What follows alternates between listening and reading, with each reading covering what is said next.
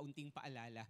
And again, nabanggit na rin naman po ni Mac, no po. So, we're encouraging you please, no po, mag-start po tayo. Una, bukas po, no, bukas na yung simula ng ating pong 40 days na Bible reading na intensive. Hindi po, dapat po ang pagbabasa ng Biblia ay araw-araw. Gusto ko lang pong linawin. Naintindihan niyo ba? Ang pagbabasa ng Bible, ang pagde-devotion, dapat ho araw-araw yung ginagawa. At gusto ko rin pong ipaalala, hindi po yan inutos ng Diyos, ng Biblia, para sa mga pastor lang o para sa mga manggagawa lang. Lahat ng Kristiyano, para sa atin po ang utos na dapat tayo ay nagbubulay-bulay ng kanyang salita araw at gabi. Na po, napakalinaw po yan sa Biblia na susundan ho ba? Na po, pero for 40 days, ito po medyo intensified po yung ating Bible reading. Bakit? Ini-encourage natin ng bawat isa, no, para rin po maging paalala. Ako, personal, natutuwa ako dahil for this year, first time ko hong natapos yung Bible ng 2 beses. To be honest, sa tagal kong mananampalataya at naglilingkod kay Lord, supposed to be nga ho, ang target ko dapat 3 times eh. Kaya lang, aaminin ko rin, hindi ko ho natapos ng 3 times yung buong Bible. Pero praise God pa rin. Praise God. Dahil first time ko hong nabasa ng 2 beses yung buong Bible, from Genesis to Revelation. At talagang, hindi ho sinasabi kong mas banal na ako, mas magaling na ako. Pero iba ho yung satisfaction, iba po yung kagalakan sa puso na yung salita ng Diyos mismo ay nababasa natin. Nang paulit-ulit. At ako, yun po yung pinagpapasalamat ko sa Panginoon. No po? Kaya, in-encourage ko po kayo. No po? Ako talagang sabi ko nga, this coming year, hindi na ako papayag. Talagang tatapusin ko yung buong Bible. Pangako ko, hindi sa pagmamalaki, pero pangako ko to Lord, tatapusin ko yung buong Bible for 3 times this coming 2024. Biyaya ho ng Diyos. Na po. No, at in-encourage ko kayo, mahirap po talaga. Mahirap po talaga. Alam kong naintindihan ko kayo. Pero alam niyo po, no po, kaya nga po magsimula kayo sa mga maliliit na hakbang lang muna. Na maliliit na hakbang. Simulan nyo para hindi rin naman kayo masyadong ma-disappoint. No, kung hindi nyo pa nababasa yung buong New Testament, we encourage you for 40 days. Meron pong mga Bible reading plan na ibibigay. Ilang chapters per day dapat yung mabasa mo. Ang target mo ay New Testament. Naintindihan no? Hello? Sabi mo sa katabi mo, magbasa tayo ng Bible, ha? Sabi mo sa kanya, tapusin natin ang New Testament, ha? Okay. Now, pasimulan nun natin. Again, napaka-iba pong maidudulot sa buhay natin yan. Pagka, no, kasi, no, darating na si Lord, tapos yung Bible, hindi natin nababasa. Nakakalungkot naman. Kalungkot naman ho. Salita ho ng Diyos yan. Mabuti kung salita lang ng tao yan. Hindi eh. Salita ng Diyos yan dapat nating binabasa. Kaya hinahamon ko ho kayo sa mga hindi pa ho nakakapagbasa seriously, gamitin to natin po itong time na to. Okay ho ba? Sana matapos nyo kahit New Testament lang. Na po, for 40 days. Tapos remaining days ng 2024, di basahin mo naman yung Old Testament. Di natapos natin yung buong Bible. Naintindihan mo ba? Pero yung nakatapos, alam ko, marami ho dito nakatapos ng New Testament last year. This year pala. Naho? Sana ang i-goal mo naman ngayon, mabasa mo yung buong Bible for 40 days. Yung buong Old Testament naman. Okay ho? Kasi to be honest po, mga kapatid, no, gusto ko lang talagang paglaanan ng panahon ito. Maglalaan ka lang ng 30 minutes per day, kaya ho talaga. No, 30 minutes per day lang. Ako, 30 minutes per day, nabasa ko twice ang buong Bible. Yung talagang seryoso, araw-araw. Kahit pagod. No? Nabasa ko yung buong Bible, 30 minutes per day lang. Twice a year na pong nabasa yung buong Bible. No? Kaya hindi ho imposible. Kaya hong gawin. Disiplina lang ang kailangan. Naintindihan mo ba? Disiplina lang ho talaga yung kailangan. Kaya nahamon ko po kayo. Kaya po, ako naging strategy ko, sa akin lang ho ito naging strategy ko, right after kong kumain, nagbabasa ako ng Bible. Every time na kumakain ako, magbabasa ako ng Bible. Naintindihan ho? Sa umaga, pagkakain ko, breakfast ko, magdi-devotion ako. Pagkakain ako ng tanghalian, magbabasa uli ako ng Bible. Pagkakain ako ng hapunan, akit ako agad, pagbabasa ako ng Bible for 30 minutes. Kaya nabasa ko yung buong Bible ng twice. Naintindihan po ba? Kung kumakain tayo physical, dapat kumakain rin tayo spiritual. Kasi mga kapatid, nakakalungkot na kiniklaim natin na Christian tayo, tapos hindi natin alam ang Bible, hindi natin nabasa ang Bible. Nakakalungkot po ng todo. Naintindihan mo ba? Hello? Natapikin mo katabi mo, panahon na kapatid. Magbasa na tayo ng Bible seriously. Naintindihan mo ba? Na po, samahan niyo tayo ha. Samahan niyo tayo. Ang dami ng Bible app ngayon. By the way, madami mga devotional guide dyan ha. Kahit online, may available ho tayo dito sa church rin. No po? So, yun po yung unang-una ko pong gustong ipaalala. Bukas na ho ang simula nun. Bukas na. Yung Bible reading for 40 days na intensive. Gusto ko po kayo i-remind. Pag ginawa mo to for 40 days, hahanap-hanapin mo to buong taon. Tiyak po yan. Tiyak po ito. Tiyak ho yan. Hahanap-hanapin mo yung pagbabasa ng Bible kung consecutive ka magbabasa for 40 days. Hahanapin mo. Hindi ka mapapanatag pagka hindi mo ginawa. Na po kasi totoo yun. Totoo yung cycle na yun. Naintindihan mo ba? Na pangalawa po ang gusto kong i-remind ng mabuti ay yung mag-start na rin po tayo ng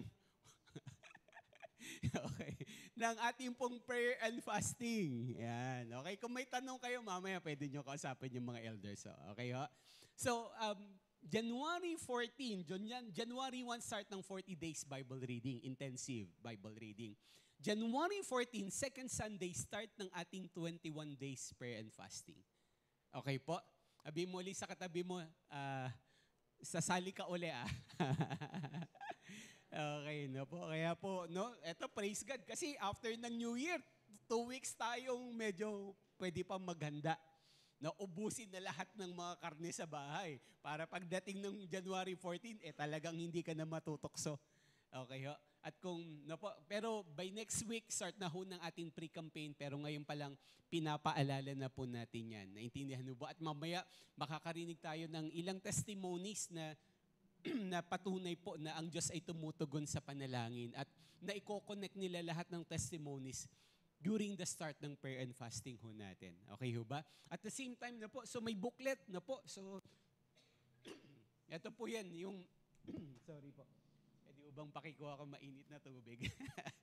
No, may prayer and fasting booklet ho tayo. Gawa po ng church po ito. Hindi nyo ito mabibili kahit saan. At may mga devotional guide ho dito, mga coming from mga workers po natin. No, na nandito yung kanilang mga special devotions about prayer, about worship, about fasting, about yung paglalaan ng panahon sa Diyos. So, we encourage you, no, yung lalo na yung mga mahilig mag-journal dyan dahil meron mga space po dyan for devotion, for yung pagsusulat ng prayer request para hindi mo makakalimutan. Para mababalikan mo, oy, pinag-pray ko pala ito noong January, tinugon ako ng Lord. Etong February pa lang, in-answer na ng Lord yung prayer ko. So, napakaganda hong meron tayong mga booklet. No po? Pero ulitin ko, hindi po ito obligado kayo. Sa lahat lang naman ang gusto na inaintindihan nyo ba? Kaya pwede ho kayo mag-order kasi kailangan na hong i-print po ito. Na po, ipiprint pa ho ito. Pero ito ho yung sample. Pwede nyo hong tingnan mamaya after no service. Na po. At medyo, alam ko, sobrang nai-improve po yearly yung ating pong mga prayer and fasting booklet. Na po, nandito po yung ibang mga details about prayer and fasting. About prayer, napakaliit lang niya pero marami ho kayong matututunan. Tinitiyak ko po yan. Okay po? Naintindihan mo ba? Yan, okay, sige. At tayo pong lahat ay yumuko at manalangin sa umaga pong ito.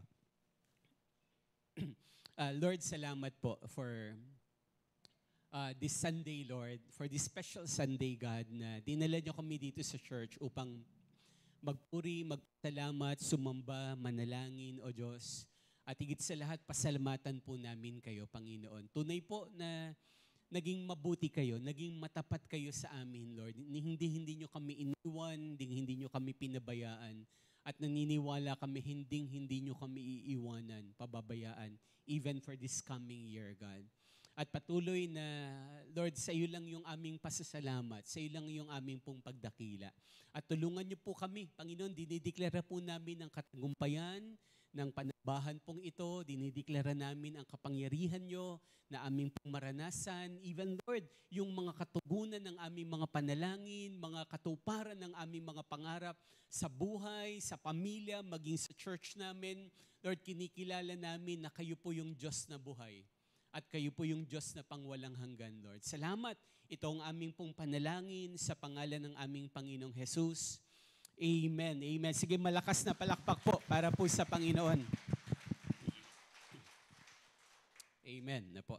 And maging mga kapatid natin online, mga kaibigan kakilala, alam ko may mga nanonood po dyan.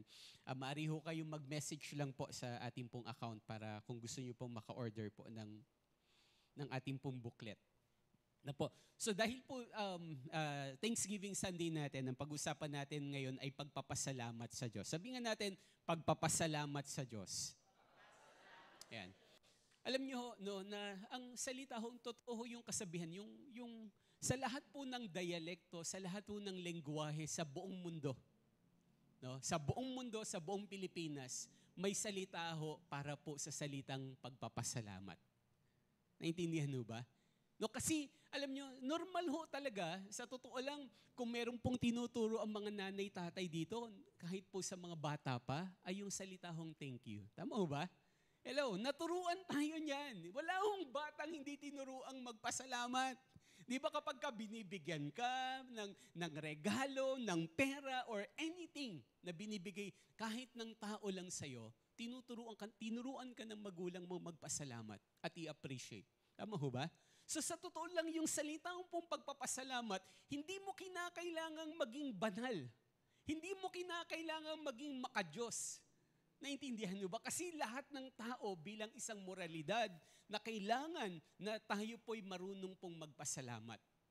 Naintindihan niyo ba? So mga kapatid, no po, ang kaibahan natin mga Kristiyano, no, tayo ho, meron tayong kaibahan sa pagpapasalamat. At yun po yung pag-uusapan po natin. Kasi gaya ho na sabi ko kanina, lahat naman ng tao kahit ho Muslim, kahit na anong reliyon, marunong magpasalamat. Pero tayo mga anak ng Diyos, ano dapat yung kaibahan natin sa salitang pagpapasalamat? Naintindihan mo ba? Una po sa lahat, mga kapatid, in the book of Colossians, sabi ho ng Bible, sa totoo lang ang pagpapasalamat sa Diyos ay isa ho yung pagsunod sa utos ng Panginoon. Kaya po ang sabi ho ng Bible, in the book of Colossians chapter 3 verse 15, sabi ho dyan, samahan niyo ko sa pagbabasa po ng malakas. 1, 2, 3, go! Paghariin ninyo sa inyong puso ang kapayapaang kaloob ni Kristo sapagkat iyan ang dahilan kung bakit kayo tinawag sa iisang katawan. Magpasalamat kayong lagi. Ayan. So mga kapatid, very clear, ang Bible, punong-puno ho yan ng utos. At ang utos po niyan ay matuto tayong magpasalamat. At very specific, sabi nandun yung word na lagi. Naintindihan ho ba? So isa po itong utos ng Diyos. Utos po yan ng Biblia. Yung pagpapasalamat, lalo na pagpapasalamat ho sa Panginoon. Another passage in the book of Colossians chapter 4 verse 2. No, sabi rin ho dito, samahan niyo po ulit akong muli ng pagbabasa. 1, 2, 3, go! Maging matyaga kayo sa pananalangin, laging handa at nagpapasalamat sa Diyos. No, ayan ho yung kaibahan po natin. Mga kapatid, no, tunay po, no? Sabi mo sa katabi mo, salamat sa buhay mo, kapatid. Amen. Baka hindi mo pa siya napapasalamatan. No? Ako rin ho, nagpapasalamat ako. Ito hong Pasko hanggang ngayon ay may mga taong nagpapala sa amin, sa pamilya namin. Hindi ko na ho kayo isa-isahing banggitin. Pero salamat ho sa buhay niyo. Naging pagpapala ho kayo sa buhay ko, maging sa pamilya po natin, maging sa church. No po. At no, tunay po no, na tayo ho ay maraming mga tao na nagiging pagpapala sa atin na dapat nating pasalamatan. Pero ang kaibahan, tayo po, kinikilala natin na ang mga taong yan ay nagiging instrumento lang ng Diyos para pagpalain ho tayo. Dapat nating pasalamatan ng tao, pero dapat nating higit pong pasalamatan po ang Diyos. Para nagbibigay siya ng kakayanan sa mga tao para pagpalain po tayo. Dahil ang Diyos ang tutoong at tunay na pinagmumulan ng lahat ng pagpapala na dapat nating pasalamatan. Na po? So yun po, ang pagpapasalamat sa Diyos ay isang utos po ng Panginoon sa salita niya. So the first point na kailangan natin pong makita po dito, sa kapaanong paraan ba tayo dapat magpasalamat sa Diyos? Kailan ba tayo dapat magpasalamat sa Panginoon? Una pong paalala ay yung pagpapasalamat sa mga pagpapala. Sabihin nga natin sa mga pagpapala. Yan. So again, dapat ho talaga, pasalamatin natin ng Lord sa lahat ng blessing. Naintindihan mo ba? Hello, marami hong bagay na para bang ini-ignore natin kasi para bang natural na lang. Pero sa totoo lang, ang dami. Tayong mga anak ng Diyos, sa totoo lang, tayo yung mga taong hindi dapat nauubusan ng ipagpapasalamat po sa Panginoon. Tama ho ba? Hello, physically, emotionally, spiritually, financially, we are blessed by God. No, salamat sa Diyos, may bahay kang tinutuluyan. Tama ho? Hindi ka nauulanan, hindi ka naaarawan, may nasisilungan ka. Salamat sa Diyos, humihinga ka pa hanggang ngayon, namumulat mo pa yung mata mo. Naintindihan mo ba? Salamat sa Lord, kumakain ka, lusog mo nga ngayon. Dami natin nakain ng Pasko no?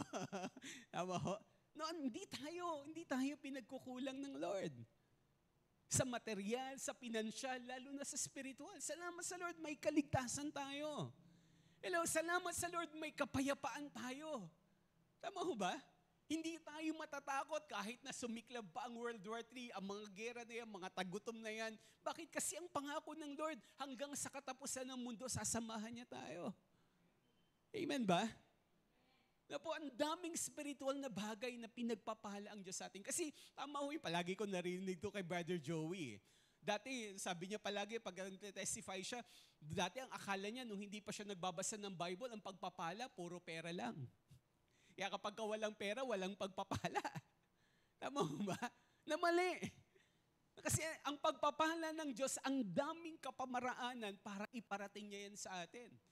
No? Yung meron ka lang kaibigan, meron ka lang mahal sa buhay na nandyan sa'yo, pinagpe-pray ka, nakikinig sa'yo, inaalalayan ka, pinapayuhan ka, sobrang laking blessing na yan. Naintindihan mo ba? Nasabi mo sa katabi mo, hindi lang puro pera ang blessing, kapatid. Naintindihan mo? Kaya kahit mahirap tayo pinansyal, mayaman tayo spiritual. No, hindi ho bagay sa Kristiyano ang malungkot, hindi ho bagay sa Kristiyano ang palagi hong nag-aalala. Initially, pwede tayong malungkot, mag-alala, pero dapat tayo ay patuloy na nagpapasalamat po sa Panginoon. Na po? So, yan po yung bagay na kailangan po natin pong tandaan. No? Kaya nga po ang sabi ng Bible, no, tama, nabanggit po ng kapatid natin, song leader kaganina po yung mga talata pong ito. In the book of 1 Chronicles chapter 16 verse 34. So sabi po dito, 1 Chronicles chapter 16 verse 34.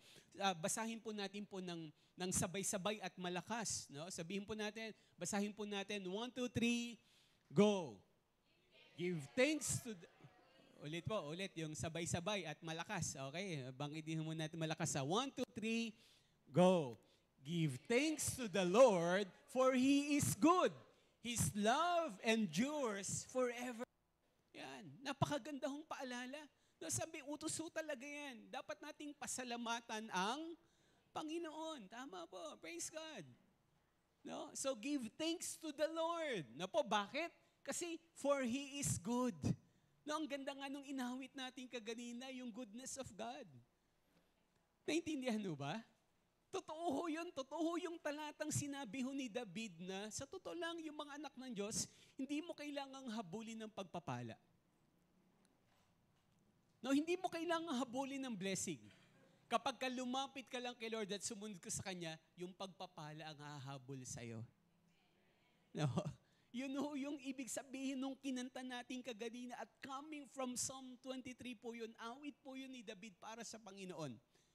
Yung isa pong deklarasyon ng kanyang pananampalataya sa Diyos. Sabi niya, surely, tiyak na tiyak. Na po? Tiyak na tiyak po na ang pagpapala ng Diyos ay susundan siya habang buhay. Naintindihan mo ba? Na po? So, yun po yan. For He is good and His love endures forever. No, kaganina nga umagang ang devotion ko sa Book of Lamentations chapter 3. Ang gandang paalala. No, totoo, ang gandang reminder bago natin harapin ang bagong taon na the steadfast love of the Lord never ceases. They are new every morning. No, hindi ho mauubos yung kahabagan, yung biyaya, at yung pagmamahal ho ng Diyos ho sa atin. At salamat sa Lord. Bakit? Kasi yung love ni Lord, Hindi ho ko nakadepende sa love natin sa Kanya. Tama mo ba? Isang napakalaking blessing ho nun. Mga kapatid, pakinggan niyo ako mabuti. Kasi kung pagmamahal ng Diyos nakabatay sa pagmamahal natin sa Kanya, tayo na ho yung pinakakawawang tao sa buong mundo. Malamang marami ho sa atin wala na dito sa mundo.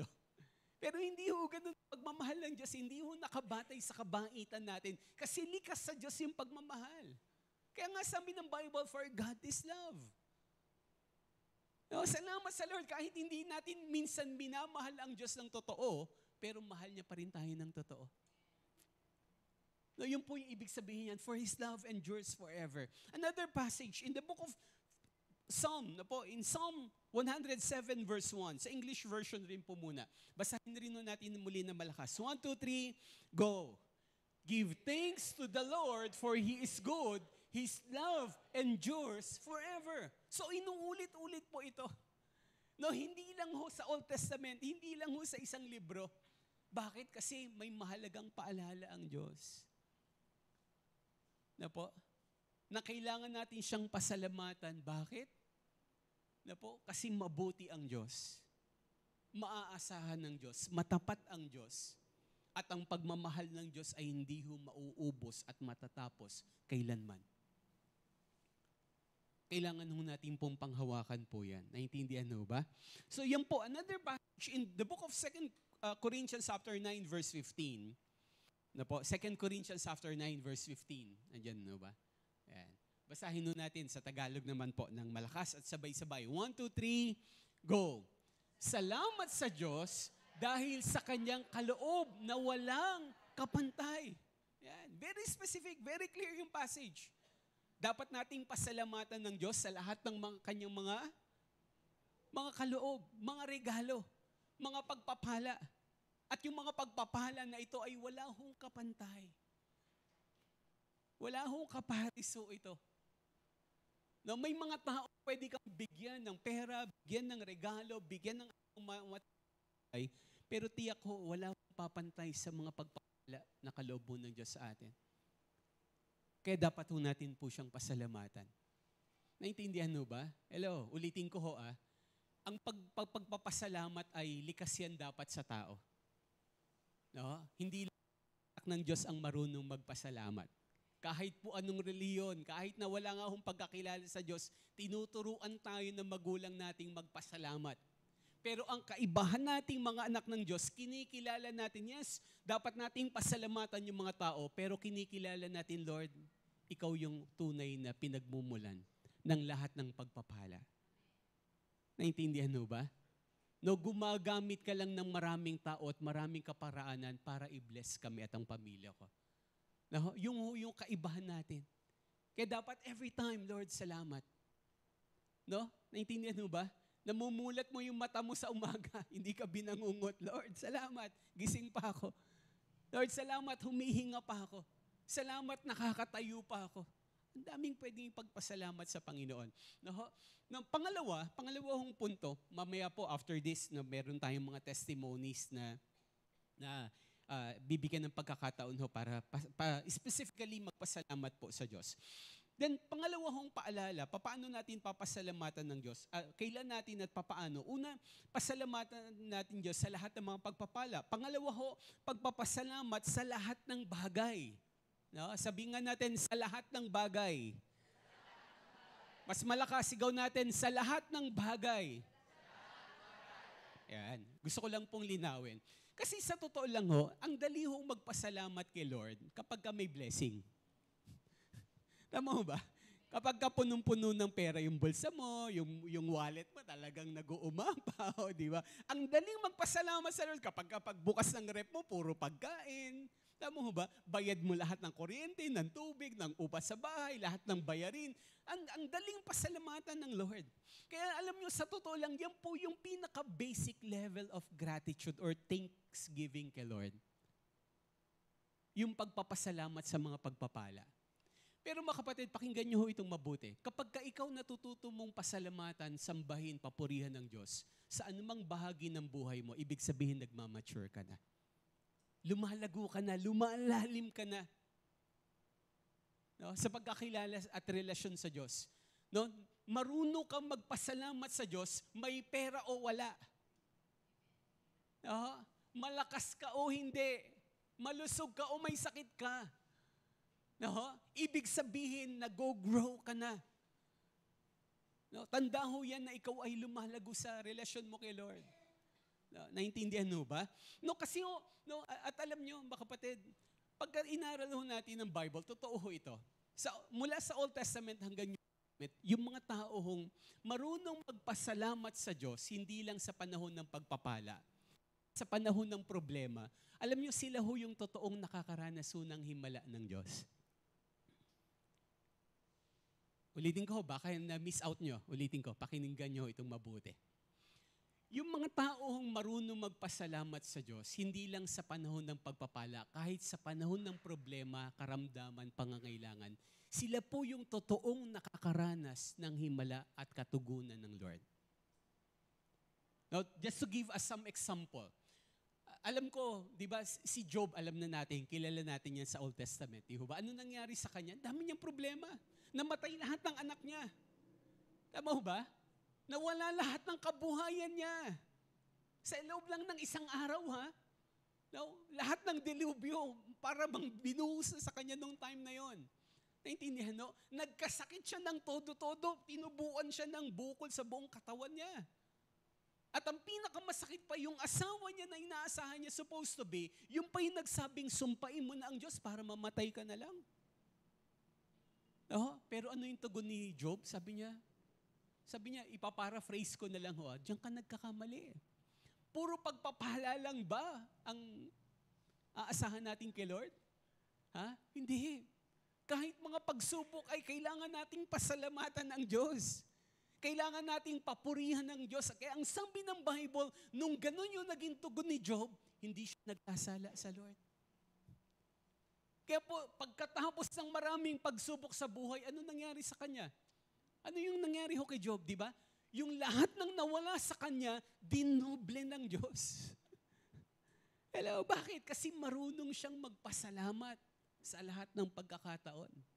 Hindi lang sa panahon ng pagpapala, maging sa panahon ng problema, pagsubok, karamdaman, kamatayan, kawalan ng mga pinansyal, marunong siyang magpasalamat sa Diyos. Kaya dinoble ng Lord yung blessing sa kanya. Naintindihan mo ba? Ang dami yung example Hindi ko na isa-isahin pa, pero just to give us some example. Sa New Testament, di ba sila Apostol Pablo na lang? Di ba nakulong siya, binugbog? Pero ano nangyari sa Book of Acts? Di ba? Kahit na bugbog sarado siya, hating gabi na dapat magpapahinga na siya. Pero nung sabi ng Bible, nagpupuri pa rin siya. Nagpapasalamat pa rin siya sa Diyos. Naintindihan, no? Kaya anong ginawa ng Lord? Naghimala ang Lord. Yung mga tanikala ay biglang nabuksan. At ang daming nakakilala sa Panginoon sa loob ng kulungan mismo. Mga kapatid, ulitin ko, ang mga taong marunong magpasalamat, ulitin ko mga kapatid, the first level of gratitude or thankfulness ay yung ikaw ay nagpapasalamat sa lahat ng pagpapala. Pero yung natututo kang pasalamatan, papurihan ng Diyos, kahit sa panahon ng kawalan, makikita mo nagmamature ka na. At intayin mo lang. Intayin mo lang, kapatid. Sabi mo sa katabi mo, maghintay ka lang, kapatid. Sabi mo sa kanya, pagpapalain ka ng todo ng Panginoon. Amen o ba? Matuto lang tayong magpasalamat. Hindi puro reklamo. Sabi mo sa katabi mo, huwag puro reklamo. Naintindihan, no? Kaya anong sabi ho ng Bible? Sabi ho ng Bible, in the book of Ephesians chapter 5, verses 18 to 20. At gusto ko lang pong ipaalala, napakagandang memory verse ito ngayong New Year. Napakagandang memory verse ito dito, itong New Year. Sabi mo ng Bible, hindi ako nagsabi nito. Sabi dito, laksan natin. Napakagandang devotion ito ngayon hanggang susunod na araw. Okay, laksan natin ng pagbabasa. Sabay-sabay. 1, 2, 3, go. Natatawan na kayo agad. Teka lang, hindi pa natatawa na 1, 2, 3, go. Huwag kayong maglalasing sapagkat sisirain lamang niyan ang inyong buhay. Sa halip ay dapat kayong mapuspos ng Espiritu. 19 next. Sa inyong pag-uusap, gumamit kayo ng mga salmo, mga himno, at mga awiting spiritual. Buong puso kayong umawit at magpuri sa Panginoon. Verse 20, lagi kayong magpasalamat sa Diyos na ating Ama dahil sa lahat ng bagay sa pangalan ng ating Panginoong Hesukristo. Yan, gandang devotion ngayong New Year. Tama mo ba? Hello. Huwag ka daw maglalasing. No, maraming kapamaraanan para magsaya, para mag-enjoy, pero tanggalin mo na yung paglalasing. Naintindihan mo ba? Bakit? Kasi sisirain yun ang buhay mo. No? Hindi ko alam nandito ka ngayon, kapatid. Hindi ko alam nanonood ka ngayon, pero baka para sa'yo talaga tong word na to. Naintindihan mo ba? Hello, yan po yung sabi ng Bible. Huwag kayong maglalasing, sirain lang yung buhay mo. No? At gusto mo mag-celebrate, ano sabi ng Bible verse 19? Eh di, umawit na lang tayo ng mga salmo, mga himno. Hello. Naintindihan mo ba? No, yan lang patugtugin mo ngayong bagong taon para matanggal ang mga talagang totoong masasamang espiritu sa bahay nyo. Naintindihan mo? Nasusunod mo ba? Yun po yung sabi ng Bible. Sa inyong pag-uusap, gumamit kayo ng mga salmo, mga himno, at mga awiting spiritual. Eh di mag-praise and gusto niyo sumaya sa bahay buong taon? Mag-praise and worship kayo. Salubungin niyo yung bagong taon na nananambahan sa Diyos. No, kaysa kung ano-anong kapamaraanan ng pagsasayeho yung ginagawa ho natin. Naintindihan mo ba? Then last verse 20, yun po yung sabi ho ng Bible, lagi kayong magpasalamat sa Diyos na ating Ama dahil sa lahat ng bagay. No? Naintindihan mo ba? Kasama ba dyan yung pagpapala? Yes. Sa lahat ng bagay? Yes. Pero kasama rin ba dyan yung may sakit ka? Yes. Kasama rin ba dyan yung wala kang pera? Oo, tiyak. Utos yan ng Lord. At uulitin ko, mga kapatid, kahit nga ho si Jesus Di ba? Naalala nyo, di ba? Wala na hong hihirap pa sa isa hong conference, kundi yung conference ni Jesus. Bakit? Di ba? Sa Matthew, di ba? After niya magturo, nagutom sila at wala silang makain. Tama ho ba? Wala nang pinakahihirap pang conference kundi sa conference ni Jesus. Bakit? Ano lang yung merong pagkain, di ba? 5 tinapay at 2 isda. Di ba? Wala nang hihirap pa sa pagtuturo, kundi yung pagtuturo ni Jesus. Pero anong ginawa ni Lord? Di ba, ano sabi ng mga disciples? Sabi nila, di ba, una sabi muna ni Lord, pakainin niyo sila. Sabi ng mga disciples, Lord, paano? Imposible. No? Kasi ang gusto ng disciples, pauwiin na lang yung mga tao. Dahil gutom na, pagod na. Pero sabi ni Lord, hindi, kayo ang magpapakain sa kanila. Tama ho ba? Tapos may isang disipulo lumapit kay Jesus, Lord, walang ibang, ito lang yung pagkain. Merong pagkain pero ito lang, 5 tinapay at 2 maliliit na isda. Pero nung ginawa ni Lord, basahin niyo sa Bible. No, kinuha niya yon at siya'y tumingala sa langit at nagpasalamat sa Diyos Ama. Naintindihan mo ba? No? Imagine mo yon. Kaya ulitin ko, kapag ikaw marunong ka magpasalamat, hindi lang sa panahon ng pagpapala, maging sa panahon ng kawalan sa buhay, nandun po, dumadaloy yung kapangyarihan at himalaho ng Diyos. Kaya anong ginawa ng Diyos doon sa 5 tinapay at 2 isda? Dumami, pinadami niya. No? Nabusog ang lahat. Lumabis pa. No? Imbis na magreklamo ka, Lord, ano ba naman to? Ito na at ang pinakamahirap na Christmas at bagong taon na meron kami. No? Palagi mo nalang kinakanta yung kanta ng Creative Arts na sinasayaw, di ba, na bagoong lang, ano? Kalimutan ko na. No, na, ano ba, itong Pasko na to, bagoong ang handa namin. Makapatid, kahit bagoong pa yan, kahit natuyo pa yan, kapag ikaw marunong ka magpasalamat, makikita mo yung himalaan ng Diyos sa buhay at pamilya mo. Hindi po ako nagsabi niyan, ang mga salita ho ng Diyos ang nagpapatunay ho dyan. Naintindihan mo ba? Sabi mo sa tabi mo, kaya huwag ka nang malungkot, kapatid. Sabi mo sa kabila, huwag kang magre-reklamo sa Diyos. Amen? kundi pasalamatan ho natin po ang Panginoon. Ano mang meron ka, ano man meron ho tayo ngayon, purihin natin, pasalamatan natin ng Diyos. Kasi sabi ho yun ng Bible, sa lahat ng bagay. Another passage in the book of 1 Thessalonians chapter 5 verses 16 to 18. Na po, 1 Thessalonians chapter 5 verses 16 to 18. Yan.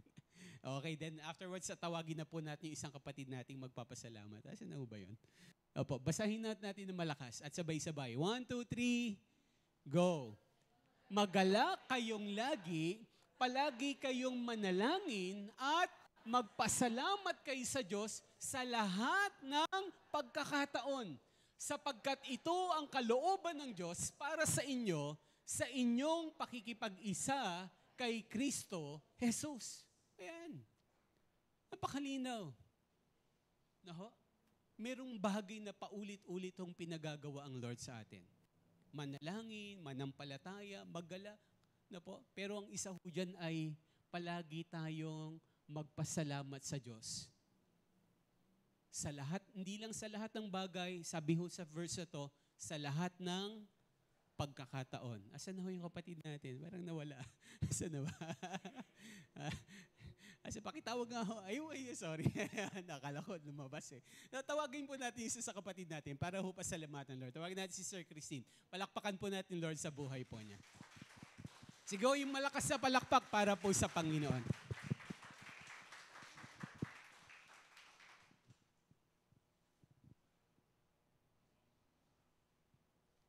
Yan, isang mapagpalang umaga po. Parang ang seryoso nyo, natatakot kayo. Ayan, gusto ko lang po i-share sa inyo yung malaking pinagpapasalamat ko sa Panginoon. Isang mapagpalang umaga po sa inyo lahat. Ngayon 2023, masasabi kong nakita ko kung gaano kahalaga ang pag-aayuno ng isang taong may tunay na puso sa Diyos. Buong buhay ko sa Panginoon, napatunayan kong ang isang mananampalatayang may pag-ayuno ay may tunay na katagumpayan sa anumang gawa, plano at hadlang kaaway. Sa dami ng ginawa ng Diyos sa akin itong 2023, duman ako sa masasakit na karanasan, nawasgahan, nasaktan, nakapanakit ang damdamin ng iba dahil sa aksyon ko. Pero di ako binitawan at pinabayaan ng Diyos. Palagi kong sinusulat sa booklet ko tuwing taon ng pag-aayuno na Lord, tulungan mo ako lumalim sa iyo at huwag mo akong pababayaan. Tulungan mo akong lumago ng higit pa. Akala ko noon ang paglago na tinutukoy ko sa Lord ay sapat na ang pakikinig ng mensahe niya, panalangin at pagdalo sa gawain. Pero kumpleto po ang Diyos. Kumpleto ang Diyos, lalago ka din sa mga suliranin na ayaw mong tanggapin pero kailangan dahil may tinuturo siya. Dahil doon, ipapakita ng Diyos na nininig niyang pagmamahal at pagmamahal niya sa akin isang tunay niya pinaranas. Nauso ang reels at nahumaling ako doon. Gumigising at natutulog akong si reels na ang nauna at doon ako nagbabaliw-baliwan. Sa mga nakapanood po, wala na po inirisk ko na. Baka kasi gayahin niyo pa. Okay lang, ako lang. Ayan. So sa ginawa ko na yon, nakita ko na lumaya ako sa Panginoon, lumaya ako sa kalooban niya dahil naging busy ako sa mundo ng iba at hindi sa mundo ng Panginoon. Doon husgahan ako at unang-una kong nasaktan ang Diyos na gumawa ng buhay ko. Umuwi ako ng probinsya namin na wala akong ginawa. Di ako nag-share ng Word of God kahit hawak ko na ang microphone. Dahil nagtatampo ako sa Kanya, palagi kong tanong, Lord, bakit mo ako pinabayaan na mapahiya kita sa pamamagitan ng social media? Sa kabila ng ginawa ko sa Kanya, nagkamali ako pero sinisisi ko pa siya. Pero sa mga pagsubok, nakita ko na pinatatag ako ng Diyos habang tinitingnan ko ang booklet ko. Nakita ko ang sinabi ko sa Lord noon na hiniling ko, O God, sa anumang espiritu ng kaaway na humadlang sa akin upang purihin ka ay mawasak sa kapangyarihan mo. At yan ang ginawa ng Diyos sa akin. Kung ano ang prayers ko na sinulat ko sa booklet ko, yun ang ginawa ng Diyos. Halos lahat ng nasulat ko, ginawa niya sa akin. At bunga yun ng pag-aayuno. Tulad po ng sinabi ng Biblia sa John 10 verse 10, dumating ang magnanakaw para lamang magnakaw, pumatay at manira. Pero sabi naman ng Panginoon, narito ako upang ang mga tupa ay magkaroon ng buhay, ng isang buhay na masagana at ganap.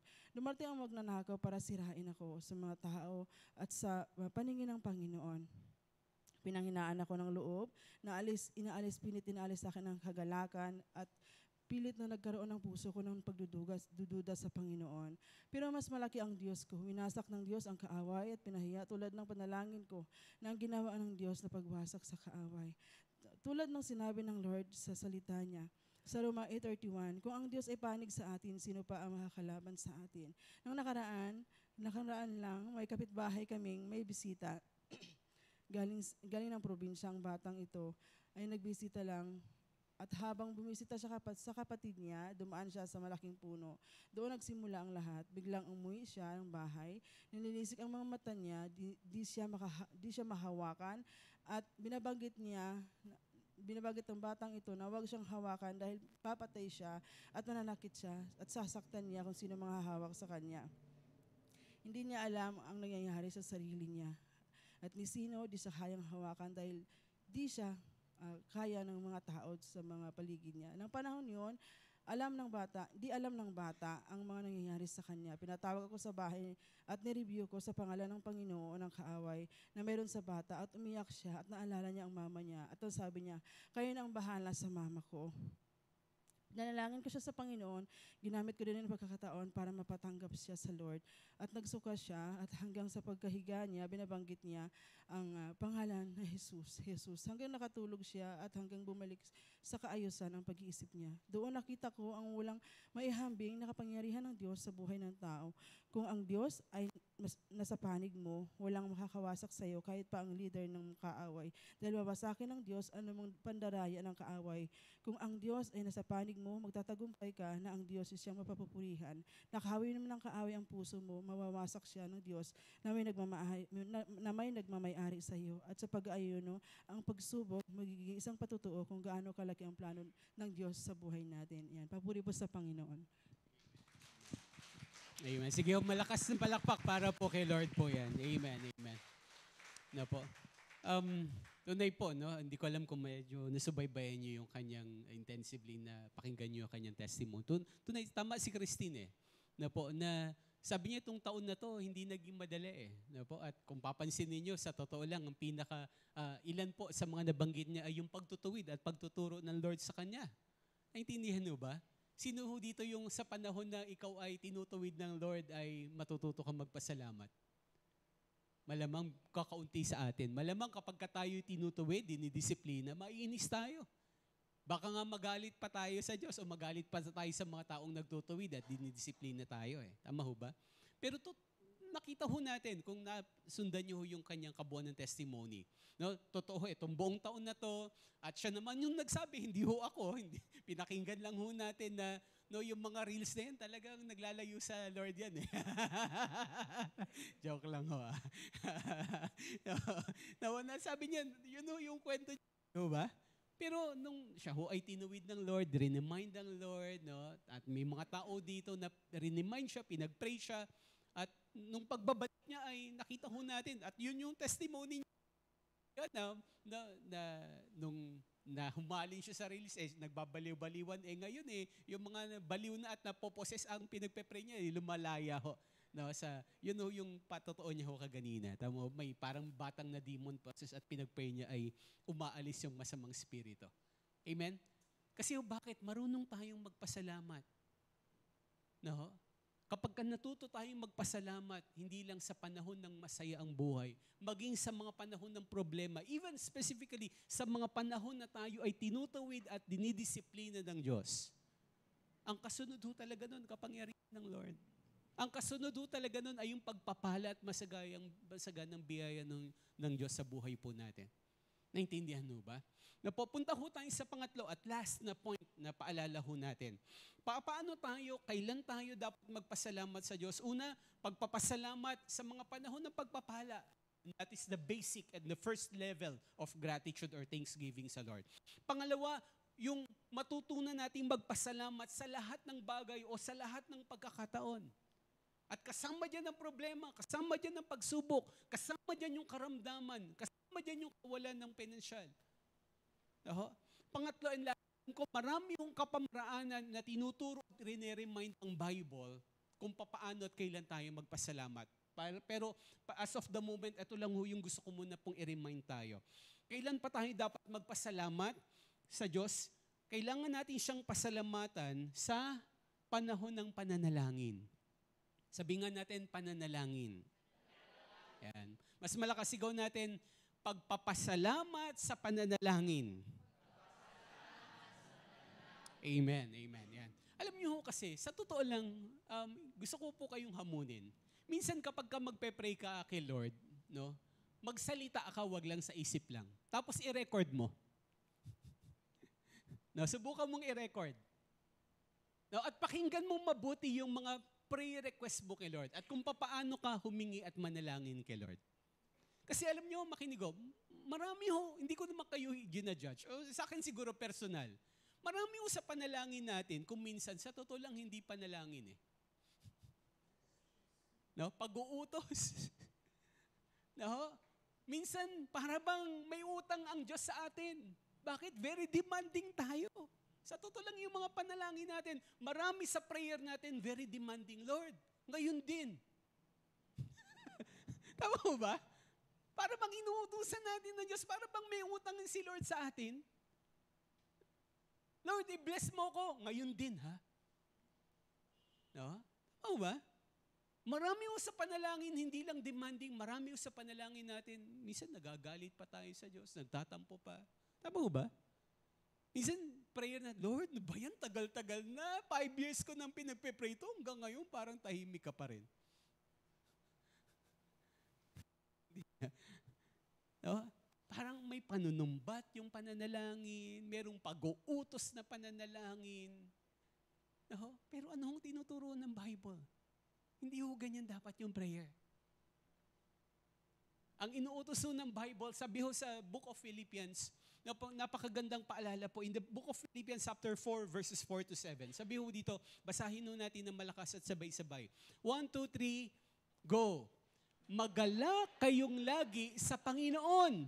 Inuulit ko, magalak kayo. Ipadama ninyo sa lahat ang inyong kabutihang loob. Malapit nang dumating ang Panginoon. Huwag kayong mabalisa tungkol sa anumang bagay.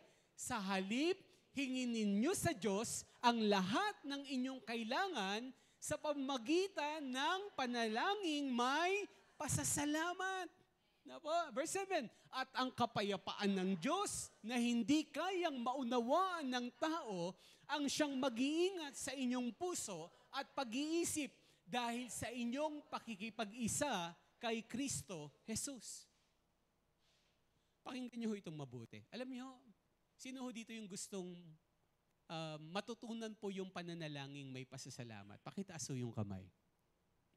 Amen. Salamat po. Salamat po. Sana maging prayer natin. Lord, tulungan mo kong manalangin na nagpapasalamat, hindi yung nag-uutos. Hindi yung nagre-reklamo. Hindi yung demanding. Hindi yung para bang may utang na loob si Lord sa atin. Naintindihan mo ba? Alam niyo, matututunan po nating magpasalamat sa Diyos. Ang manalangin na may pagpapasalamat kay Lord, kapag ka marami kang salita ng Diyos na pinangahawakan. Marami kang salita ng Lord. Marami kang Bible verses na ginagawa mong memory verse. No, matututo ka magpasalamat. Sa totoo lang ho. No, bakit? Kasi magiging laman ng prayer mo, Lord, una, salamat. No, pakinggan niyo ako. Una, magiging laman ng panalangin mo, Lord, una, salamat kasi alam ko na ikaw yun nakakaalam ng lahat ng ikabubuti ko. Tama ho ba? No, Lord, makapangyarihan ka. Walang imposible sa'yo. Isipin mo lang yun bago ka mag-pray. Alam mo, mapupuno ka na ng kapayapaan at matututo kang pasalamatan ng Panginoon kahit na wala pa yung pinagpe-pray mo. Naintindihan mo ba? At kung marami kang baon na Bible verses, gagamitin mo yung salita ng Diyos sa pananalangin mo. At sasabihin mo, Lord, salamat kasi pangako mo dito sa Bible, humingi kami at bibigyan mo kami. Salamat sa pangako mo sa verse na to na hindi mo kami iwan ni pababayaan man kahit kailan. Salamat sa Lord dahil pangako mo sa Bible, kapag may karamdaman kami, ikaw yung kagalingan namin. Naintindihan mo ba? Doon tayo matututong manalangin ng may pagpapasalamat sa Diyos. And for the very last time na po, gusto ko pong, hindi ho dahil po sa asawa ko po ito. Tawagin po natin si Pastora Juani para po sa isa hong pagpapasalamat pa rin sa Panginoon. Dahil tunay po na naging mabuti at kailangan ho natin po itong mapakinggan talaga yung kabutihan ng Lord sa buhay po niya. Palakpakan po niya, Lord, sa buhay po ni Pastora Juani.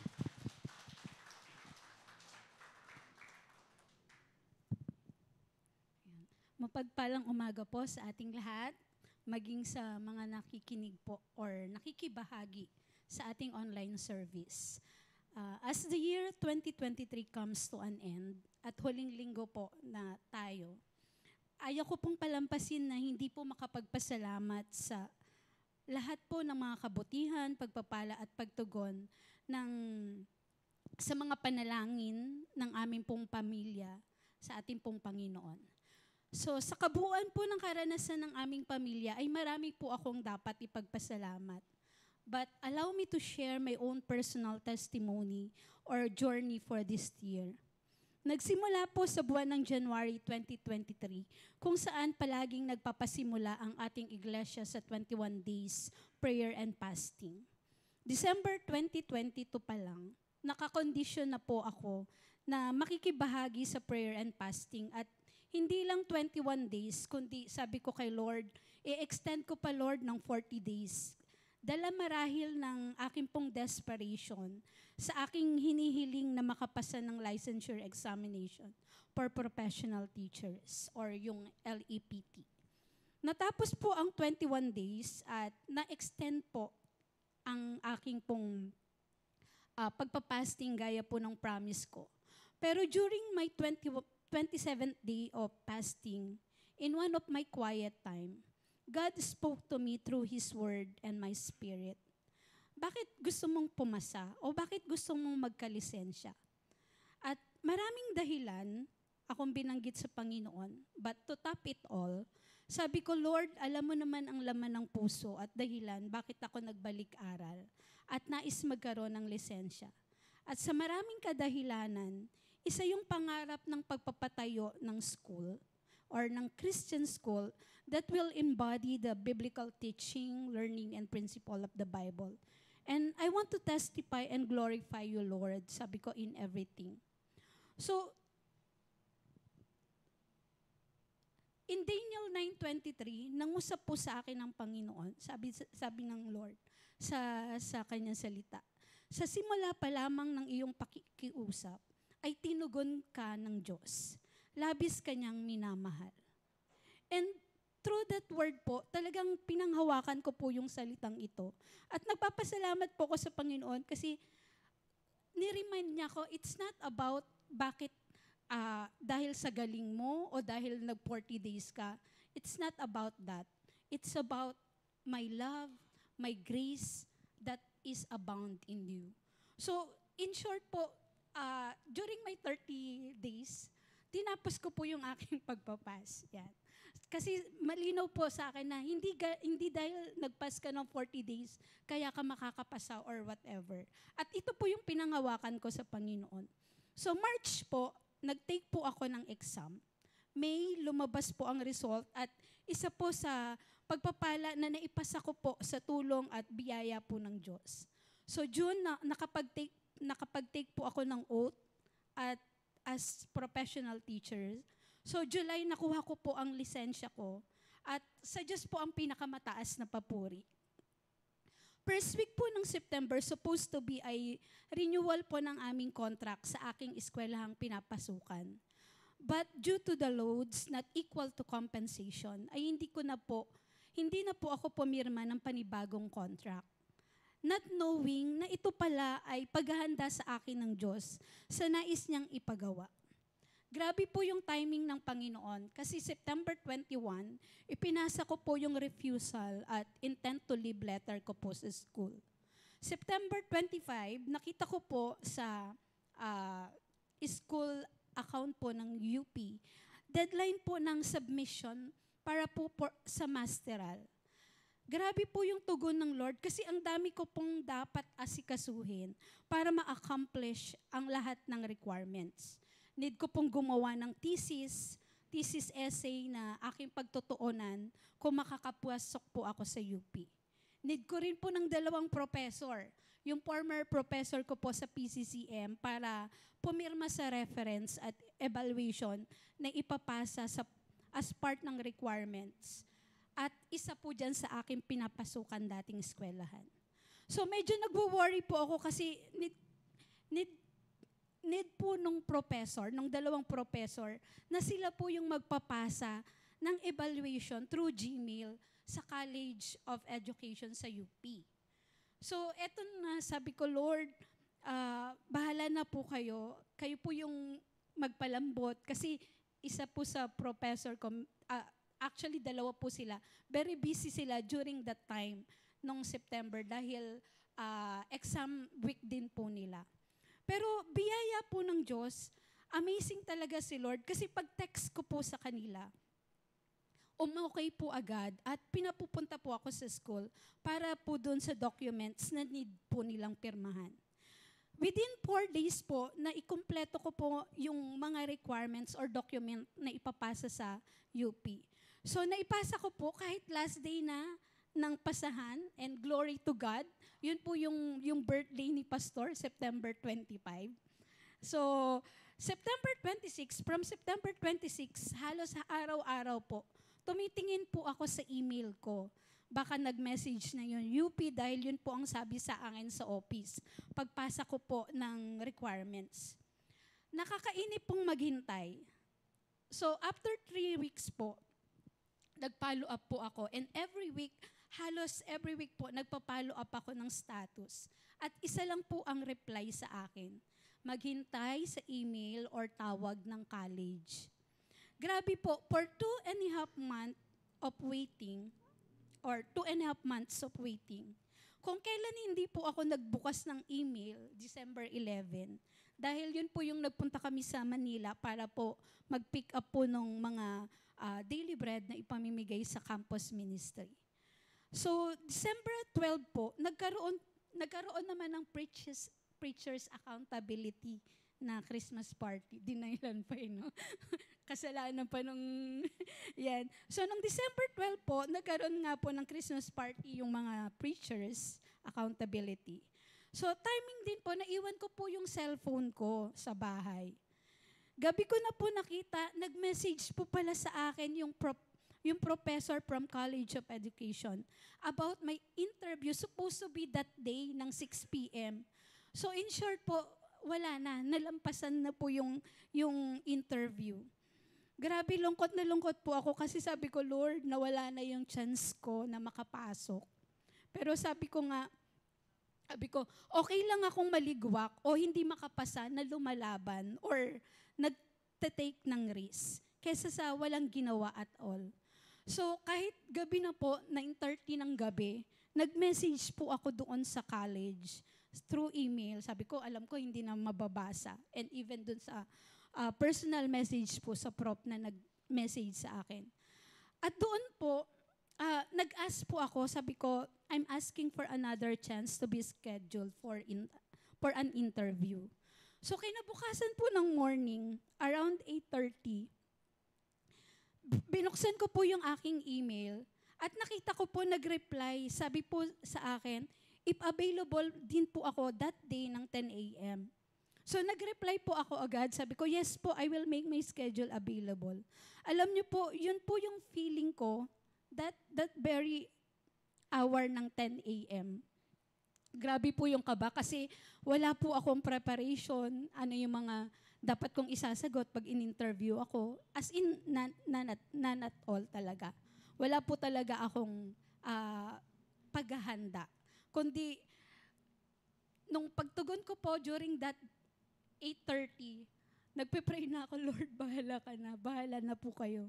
Alam niyo po, yun po yung feeling kong pinakamatagal kong 25 minutes na English oral interview. Kasi yung dean po at yung assistant professor ng college po yung nag-interview sa akin. Sobrang kaba dahil hindi nga po ako prepared.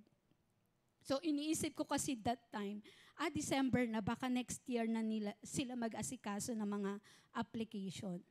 But glory to God po for that chance at naipasa ko po at nakatanggap ako ng letter the following day that I am one of the qualified applicant for Masters of Arts in Education. Specialized in teaching K to grade school.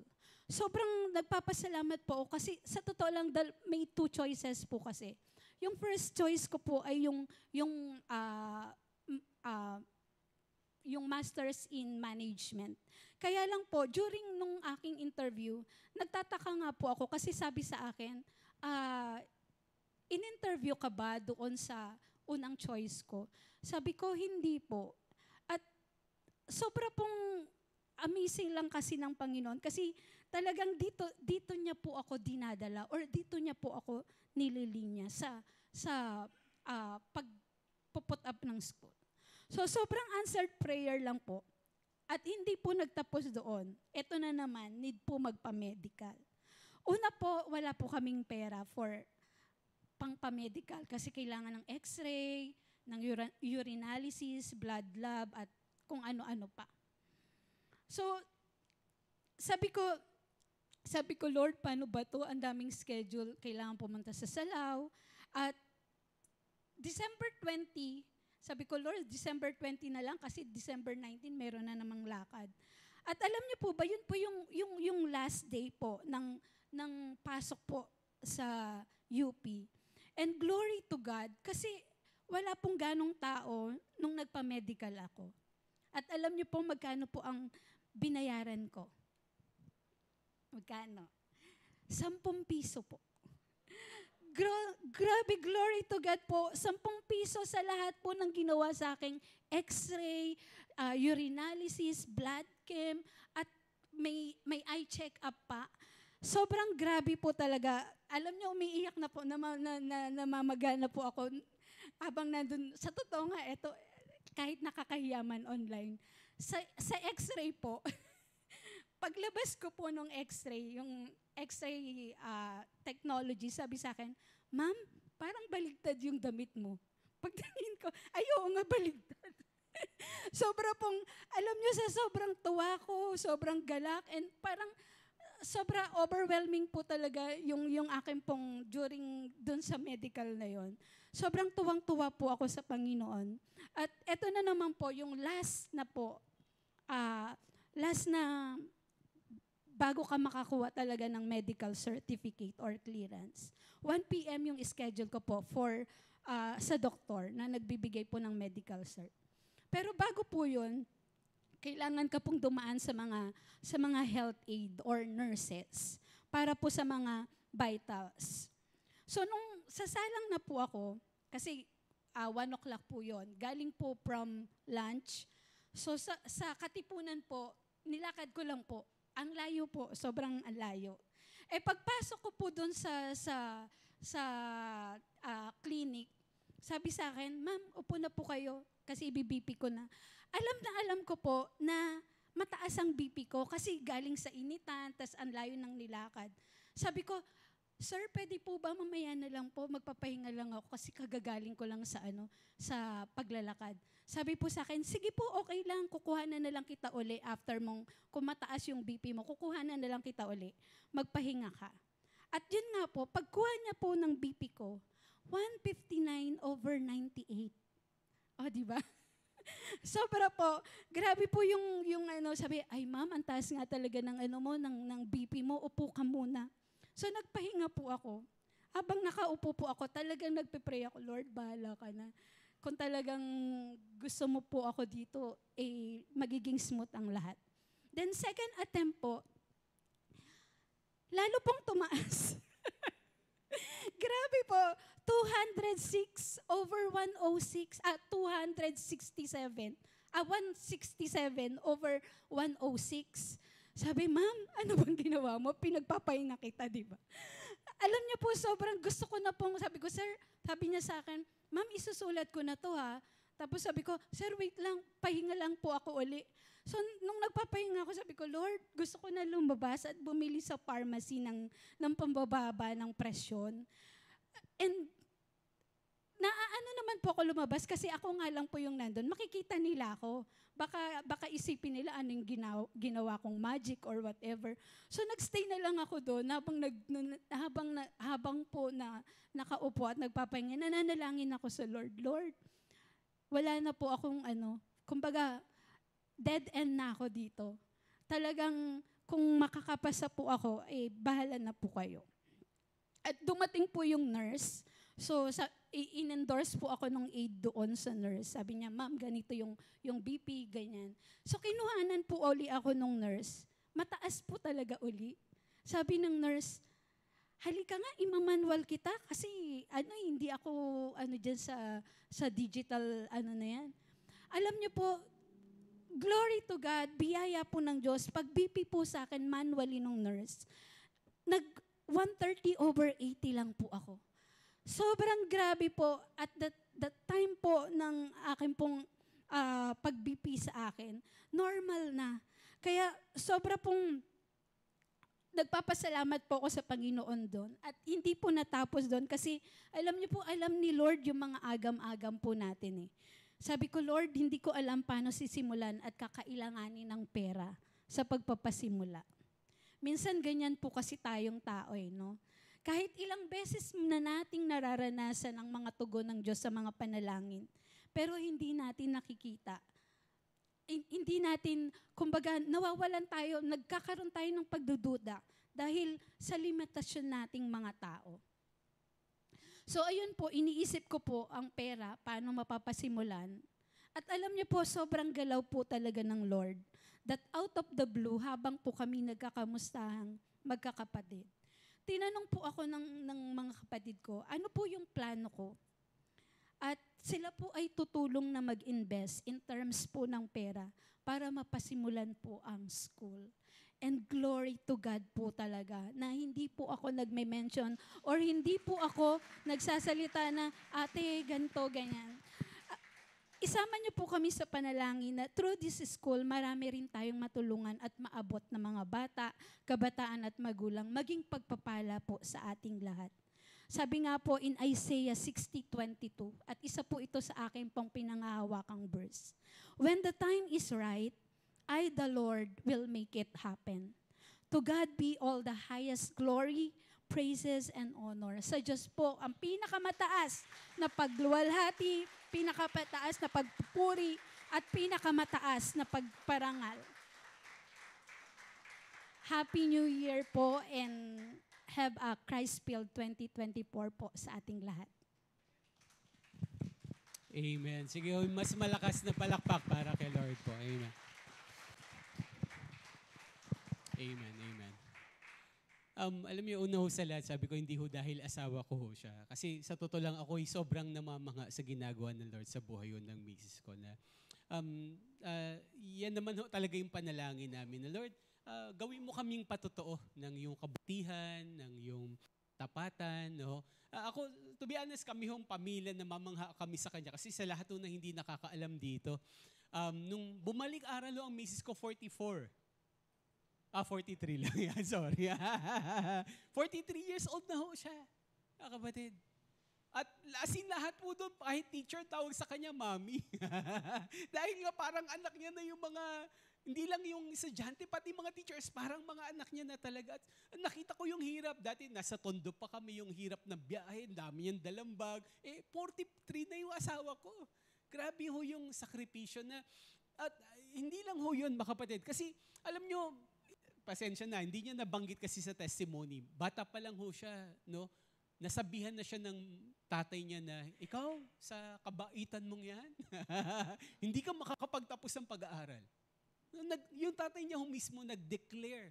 Napaka-powerful ng message ng ng mga magulang. No, sabi sa kanya, ikaw, hindi ka talaga magtatapos ng pag-aaral. At alam niyo, talagang nakita ko yung struggle. Ang dami yung school na pinasukan niya. Dami yung school. Nakailang eskwelahan siya. At nakailang course ho siya. Pero alam niyo, nakita ko yung breakthrough rin ng Lord rin sa kanya talaga, nung kanyang yung pagpapakumbaba, paghingi ng tulong sa Diyos, yung kasama sa pag-prepare and fasting. Talagang nung nagbalik-aral ho siya dito, talagang very smooth, talagang grabe ho yung Lord. At hindi lang ho yun, hindi lang yung tatay niya, ang dami sa ang dami hong mga kumukontra. So totoo lang nung nagbalik-aral ho siya, ang dami kumukontra. No, mga tao na ano ba yan, matanda ka na, no, may anak ka na, bakit ka pa mag-aaral? Para saan pa? No? Bakit pa? Alam niyo, isang patunay at paalala na pagka may pangarap ka, may panalangin ka kay Lord na alam mo galing ka kay Lord, huwag mong bibitawan. Amen ba? Kahit ano pang sabihin ng mga tao sa paligid mo, kung galing kay Lord yan, tinanim ni Lord sa puso mo yan, yung pangarap mo, yung ambition mo, na wag mong bibitawan. Kasi pwedeng-pwede at walang imposible kay Lord na ibibigay niya sa'yo, tutulungan ka ng Panginoon. Naintindihan mo ba? Isa hong patunay ho yan. Kahit sabihin pa, totoo yun. Sabi, sayang, bakit ka pa, para saan pa? Di mo nakakayanin. Di ba? Ang daming ganyan salita eh. Na hindi mo kaya, hindi ka magaling, hindi ka marunong. No, wala kang mararating sa buhay. No? Pero alam niyo, nung nag-aaral pa lang siya, nung nagbibiruan kami sa bahay, kasi talaga nakita namin yung desire niya na magtapos. No? Actually, biruan lang namin mga pamilya yun. Sige, after mong graduate, mag-masters ka agad sa UP ah. At eto na nga ho, no, parang napaka-imposible, pero ngayon ho ay katuparan. At may hinihintay pa ho ako kahit na nasa UP pa lang siya. Kasi part ng biruan namin, pagka hindi ka lang magma-masters, magdo-doctorate ka sa abroad. Amen. Pwede mo balakuhan natin, Lord? No? No? Ako kine-claim ko ho yan eh. Kine-claim ko ho yan. Hanggat hindi pa darating si Lord, naniniwala ko magdo-doctorate pa ang asawa ko. Hindi ho para sa kanya, para sa Panginoon. Naintindihan mo ba? At kine-claim namin sa abroad. Hindi lang ho dito sa Pilipinas. Amen ho? Kasi yun po ang Diyos. Ganun po ang Diyos. Kaya niyang ibigay. Even yung mga pangarap po natin. Kahit, ulitin ko, kahit marami pang mga tao na magsabing hindi mo kaya. Pero all the more na humingi ka ng tulong sa Diyos, tutulungan ka niya. At doon ako sobrang natutuwa eh. Talagang, alam nyo, ang dami hong panahon at pagkakataon na pinagpe-pray natin. Tama ho ba? Na bakit ho ganyan ho yung disenyo ho ng rooms dyan? Una para sa mga bata, yes, Sunday school. No? Hindi ho, 6 years ago, hindi ho ganito itsura ng church. Kasi dati ho itong restaurant. No? Salamat sa mga tatay, renovate natin ito, tulong-tulong, tiyaga. No? At dinisenyo ho yan, kaya bakit maraming rooms yan? Kasi ang prayer natin, ang vinivision natin, Lord, magkakaroon ng school dito. Balang araw. Na po? At alam nyo, ang daming pagpaplano, ang daming panalangin, at maraming time para bang, sabi parang hindi ata, parang hindi pwede, parang hindi kaya. At ang isa sa major concern ho kasi, hindi ho kasi talaga biro magtayo ng school. Ang isa ho talaga, yes, kailangan natin ng faith, yes. Pero kailangan rin ho ng investor. Initially, ang dami ho naming plano. Hanap tayo, yung mga tao sa church or even sa labas ng church, mag-o-offer tayo na mag-invest kayo. No, may mga ganun kaming plano. Maghihingi kami ng investor na tig 50,000 or 100,000 para lang may initial fund ang school. Yun ho yung initial na plano namin. Kaya lang parang ang daming sagabal talaga. Ang daming hadlang. Pero talagang sabi ko nga, pag-pray natin mabuti by this year. Pag-pray natin by faith, masisimulan na ho yung school natin po dito. Amen ba? Sige, palakpakan natin ng todo ang Panginoon. Amen. Amen. Diba? No? Kasi totoong patunay eh. Hindi ho siya narinig ko yung conversation nila eh. Hindi ho siya nanghingi. Nagtanong lang sa kanya, ano bang plano mo eh? Kasi nga wala siyang trabaho. Tapos nag-aaral uli ng master. Anong plano mo? Ang sabi niya lang, pangarap kasi namin sa church to makapag-put up ng school. Ano pang problema? Kailangan ng pera. At sabi ko nung kapatid niya, sige ako mag-i-invest ako dyan. At sabi ko, alam niyo, yung isang tao lang ho na yun ay sapat. Naniniwala ko sapat para ho hindi ho problemahin ng asawa ko yung pangangailangan ng itatayong school for 1 school year. No? Naintindihan ho ba? No? Pero alam nyo, kailangan ho natin ng panalangin, hindi ho ito madali. At alam nyo, marami ho kong kaibigang pastor nung nag-put up sila ng school, ang daming napagpala mga bata, mga pamilya na abot, and even naging pagpapala ang school sa church. naging pagpapalang school sa simbahan. At kaya ipagdasalo natin po mabuti. Amen ho ba? Na po? So, pagdasal natin na po na by this year talaga, yan po yung goal natin.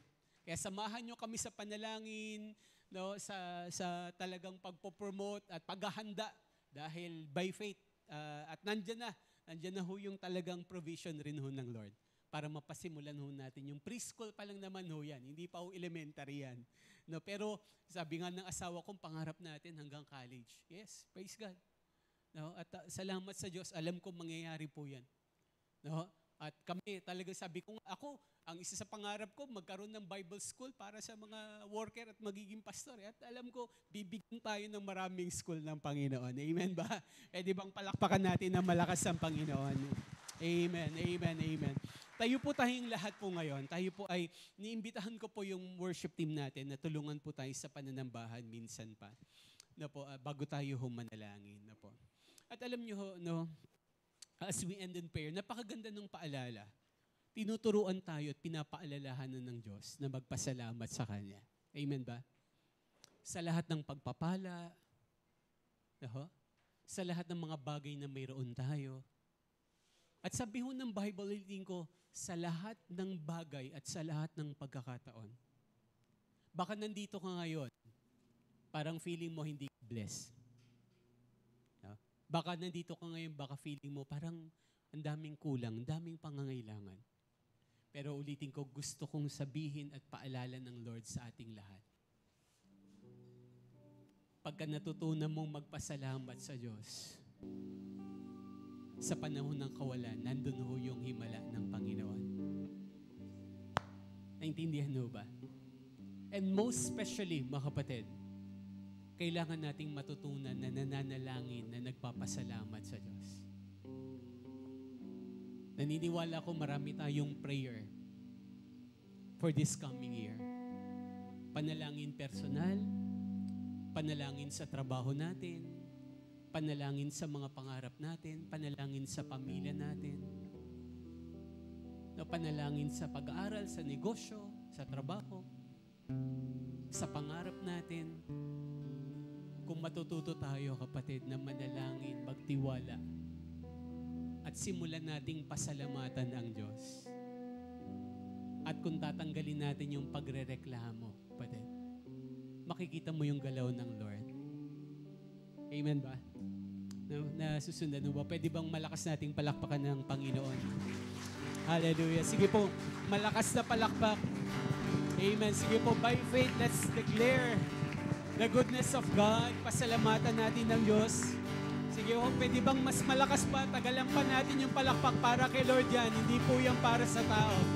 Hallelujah. Hallelujah, Jesus. We worship you. Father, we honor you, God. We give you praise. We give you praise. We give you glory, Lord. Hallelujah. Hallelujah. Kayo po yung Diyos na matapat, Panginoon. Kayo po yung Diyos na mabuti. Kayo po yung Diyos na nagmamahal sa amin. Wala pong imposible sa inyo. Kayo po yung Diyos na maaasahan. Hallelujah. Father, we worship and we honor your holy name, God. Yes, God. Yes, Lord Jesus. Hallelujah. Hallelujah. We worship you, Lord, God Jesus. Amen. Amen. Yes, For your mercy never fails me. All my days I've been held in your hands. From the moment that I wake up until I lay my head, though I will sing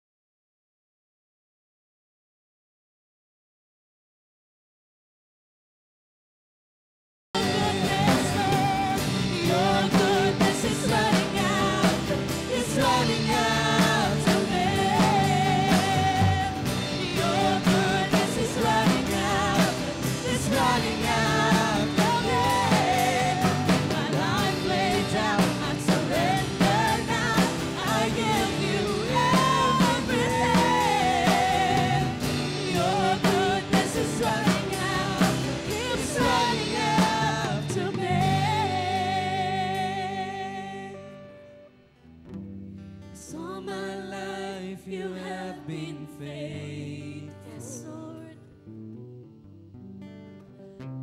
And all my life you have been so, so good.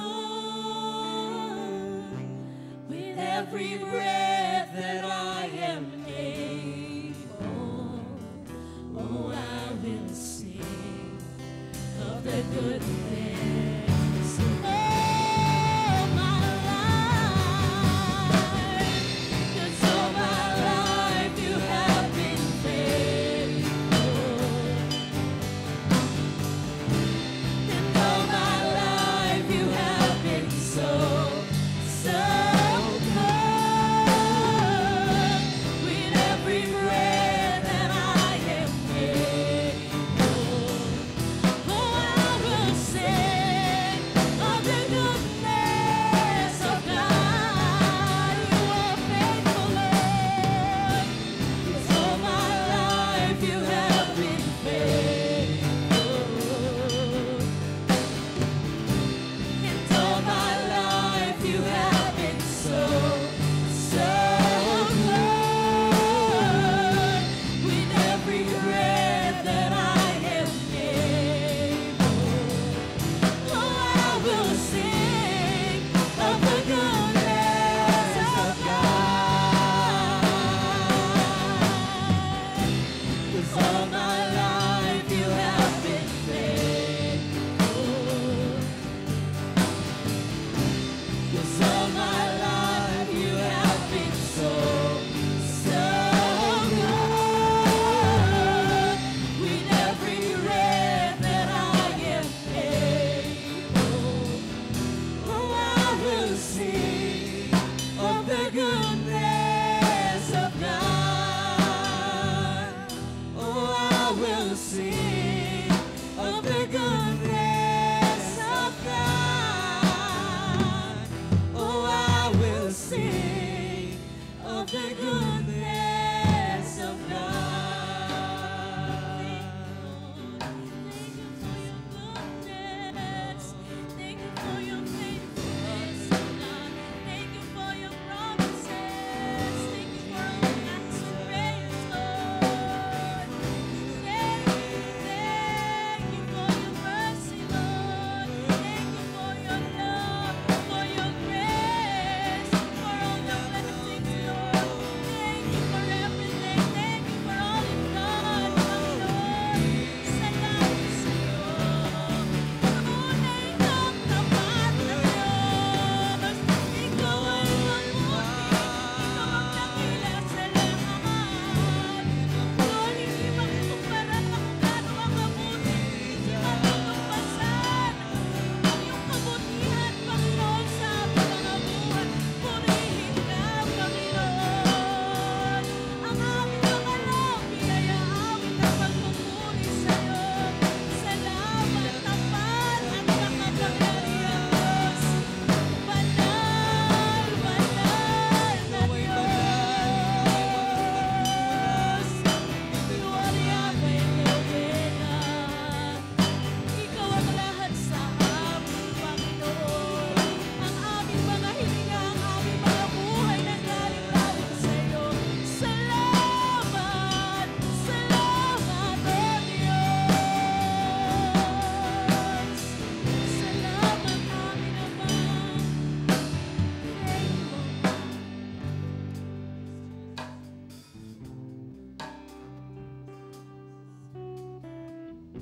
Hallelujah, Lord. Hallelujah. Father, we worship you. We honor you, Lord. We give you all the glory.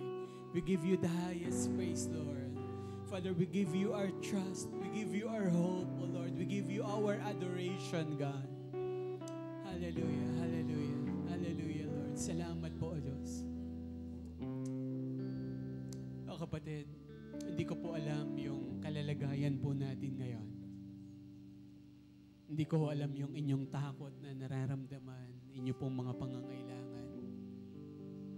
Pero I believe God is reminding us ng kanyang mga salita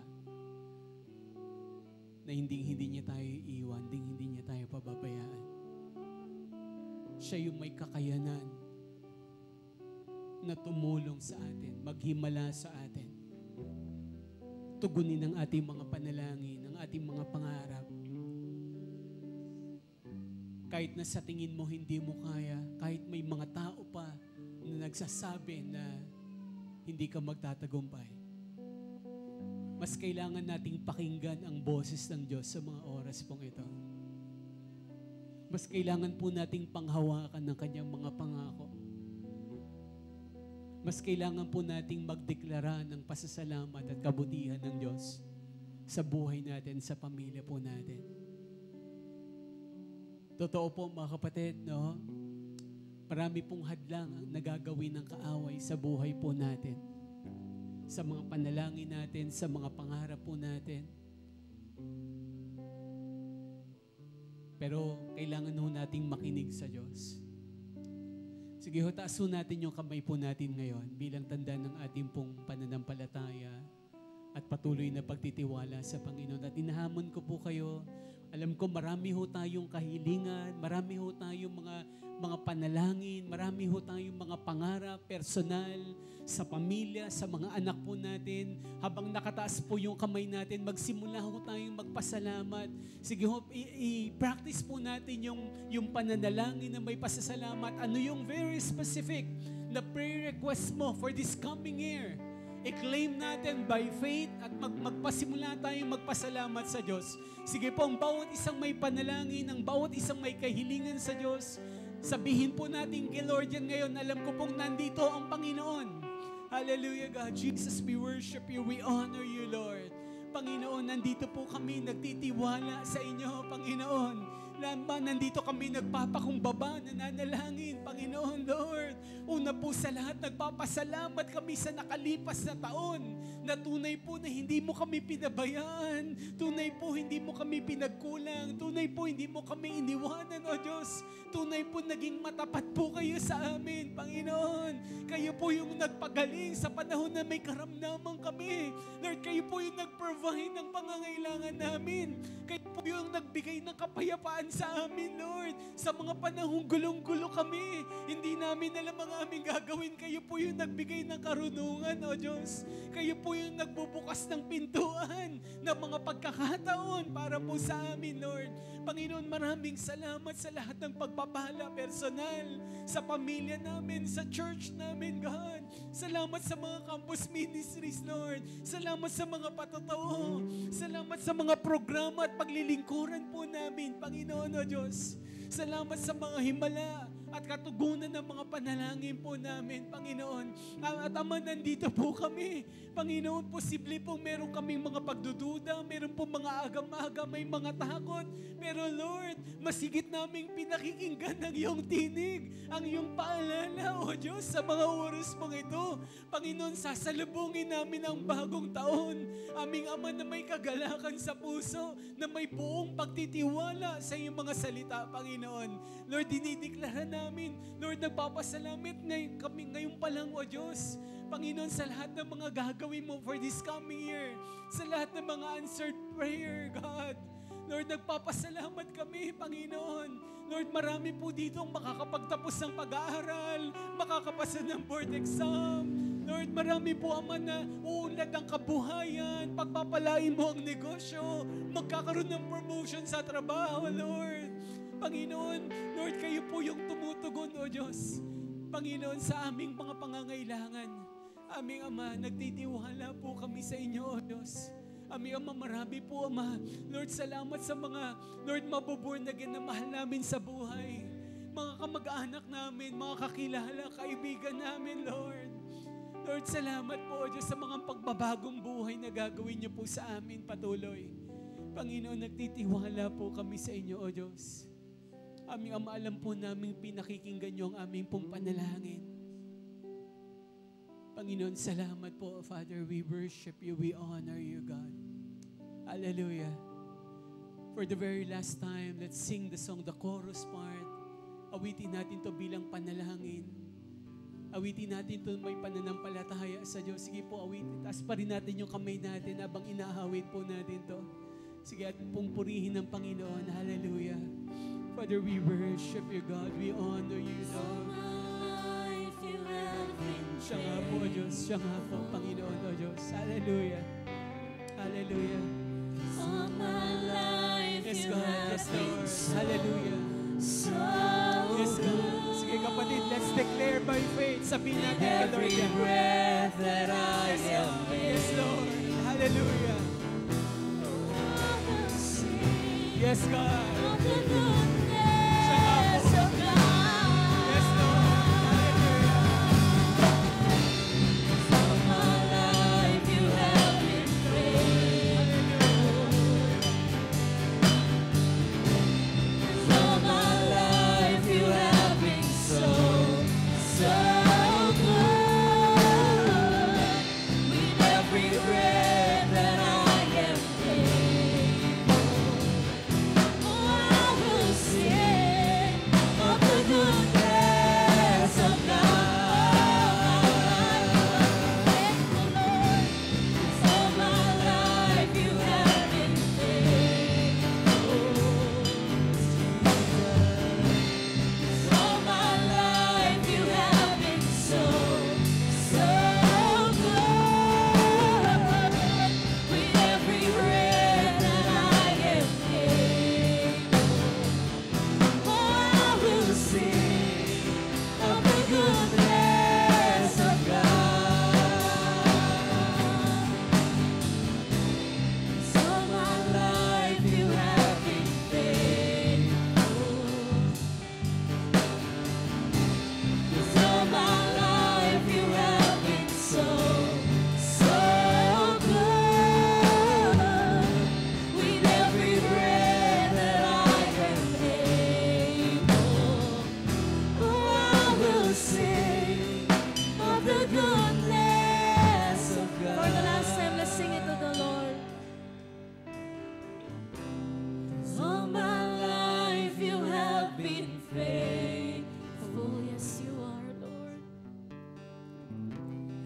All my life you have been so, so good. With every breath that I am able, oh, I will sing of the goodness of God. Oh, I will sing of the goodness of God. Oh, I will sing of the goodness of God.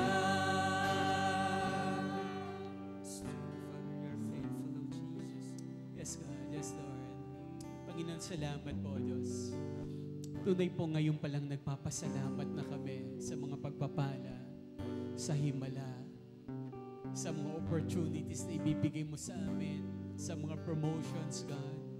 Even, Lord, salamat sa mga pagtuturo, pagtutuwid na gagawin mo sa amin, sa paglago na gagawin mo po sa amin, sa mga pagkatutok na gagawin niyo po sa amin, Panginoon. Aming Ama, sa iyo namin pinagkakatiwala ang lahat ng bagay. Ang aming buhay, ang aming pamilya, ang aming paglilingkuran, maging ang aming kinabukasan. Lord, maging ang darating na taon, Lord. Panginoon, sa iyo namin pinagkakatiwala po ito. Lord, ito ang aming pong panalangin sa pangalan ng aming Panginoong Jesus. Amen. Amen. Sige po, palakpakan natin ng malakas sa Panginoon.